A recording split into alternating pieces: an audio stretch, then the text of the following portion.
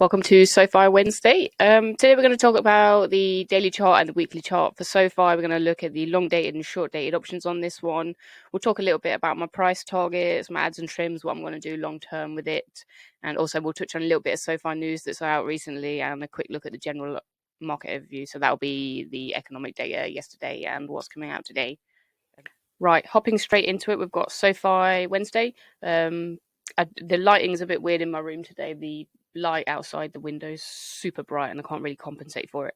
However, we do have a new guest star today. My other dog, Casper. Apologies if he growls, though. He's a bit of a gobby one.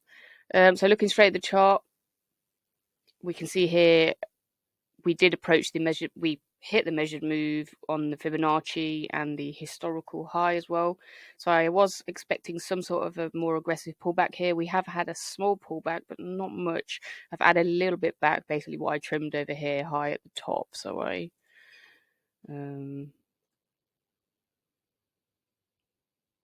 probably made better off by about 4%. So nothing too exciting. Apologies if there's any lag. Someone keeps messaging me. How selfish of them. But technical wise, like we've just talked about, it is a great level for a pullback. However, we do have earnings coming up, and that can really affect the technical levels. Earnings is going to be a bit of a weird one. I'm expecting a beat, but we are still underpriced. Excuse me. Forgot my train of thought now, Casper. So we are. My fair value is 14, so we're still under that. Any pullbacks on this one, I do want to add. Oh, so much going on today. Sorry about that. Just had to take a little pause to stop my dog from barking. We were talking about pullbacks here. Yep. So now we're pushing up again, and we're going to be wanting to hit this kind of 11, 14 range if earnings are good. But if a pullback, this gap fill down here is looking really promising. I would love to buy more shares in that price range, although I know a lot of people will be getting a bit aggy and it's never coming out, but that would be a fantastic back test and another opportunity to accumulate some shares on that one. RSI is also hot, so that would give that a better chance to cool off. Like we talked about a minute ago, though, earnings are going to be really, they're going to overshadow anything we talk about on the technical. So if there's a good earnings, they're going to push up. If there's bad, it's going to pull back. But I'm expecting good. However, we do have to bear in mind there is quite a high short interest on this one. I think last time I looked, it was about 17%. Now, some of those may have washed out. I will have a look. I can check that. Bear with me. Now, this data is a little bit out of date, probably about a week, but 17.88%. That's still crazy high considering the price is moving up. We are also moving up on diminishing volume. So there's a lot of red flags on the technical side of this, asking for a bit of a cool off, a bit of come off the gas pedal there.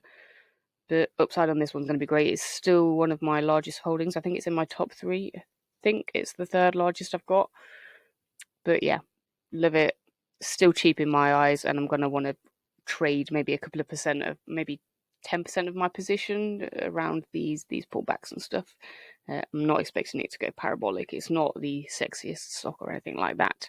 Let's move on to the weekly chart then. I've turned my camera off. I'm doing way too much stuff on my machine at the minute, so it's making it super laggy. So it's probably just easier. I've made my mouse a bit bigger, so it's easier for me to point and show you what I'm looking at. But here we have the weekly chart. Obviously, we talk about it all the time. These patterns that we keep getting on SOFI always complete, and it's done exactly what we thought it would and completed this pattern that we're working with. So we're probably waiting for a new pattern to form in that regard. However, what is crucial to notice on this one is, aside from this wick action here, there is very little resistance coming up apart from Fibonacci levels. So price should move fairly quickly through this zone up towards my fair value. Now, with earnings coming out, I do think I'm going to have to lift up my fair value. I'm kind of anticipating it's going to be closer to $19, $20, but we'll have to see on that one. We'll see what numbers they put out. The RSI is also a little bit hot on the weekly. Again, that makes me think a pullback is warranted, but if earnings are really good, they could kind of adjust that. MACDX Plus, the Golden Cross is looking great, and the flow is looking good. So really, the downward pressure on this is coming a lot from the short interest. I think a lot of them are going to be heavily burned, but they might choose to try to push the price down further so they can leave other people, mainly investors, back holding a little bit on this one.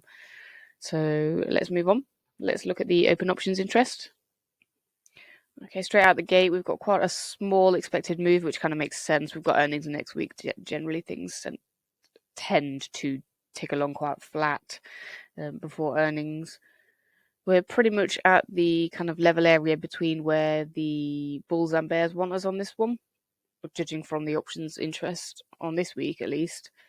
The tool that I use for this, Trade Vision, has now started to put resistance and support on there. I don't know why this resistance is so high though. It doesn't really make sense when we look at the options volume for that one, but oh well, we'll carry on. Can move that Trend AI. I don't trend based on their tools anyway. I just use it for the data. But yeah, the gap fill down there, that's clear while people are looking at that. We've got the gap fill and we've got the historic highs here as resistance. So that's definitely, if we get downside, that's where we're heading to. If we get upside, we're going to be pushing up towards, I mean, I would expect to push up to kind of 1450 based on the chart, but definitely not by Friday. That would be quite ambitious. Let's take a look out till next week. This will be after earnings is complete. So the expected move's a little larger here. $12 being the top. I can totally see that with the earnings. I don't know if earnings are going to be stellar because a lot of the new products that they have been coming out with and announcing won't have time to affect the bottom line. That will probably be more next quarter, but we certainly should see some scaling up happening and be able to build out our projections a little bit better on that one. This gap fills still the support to the low side. You can see that clearly here with the volume there. And for some reason 15 still stuck here. I don't know why. I would probably put it more kind of 11, but I think if we do have a really good earnings, we could go higher than that. But price has traveled pretty far from kind of its $6 low, so I wouldn't expect too much upside from here on this one. If we take a look out to 2025, well, that's getting really close now. Measured move is quite a lot bigger on this one, and this is kind of, I would hope that we would be kind of at 14 by year end, but you know, that might be asking a little bit too much, but we'll see. Depends if the market sentiment gets a bit more bullish on this one. Now it's reloading for some reason. I didn't touch anything, but let's take a look out to 2026 on this one. Much larger expected move, so we can see that the market is positioning to see this company do well consistently over the next year, which is exactly what I believe in. Hopefully that kind of short interest will fade away. We might get a short squeeze, but perhaps not. They've been in it for a while. I expect a slow trickle out on that one. But yeah, I'm not going to do the news segment for this one or look over the macro data. My machine's like super laggy. Don't know what's going on with it. I need to reboot. I need to upgrade it, but I'll upgrade it later on next year. But I think the problem is I'm doing too many things this morning. So I'll put some news and stuff on my eToro. That's free to check out if you want to do it there. And I'll probably put it on my website later as well at www.thecraftytrader.com. And I'll see you tomorrow for tomorrow's update after my machine is less laggy.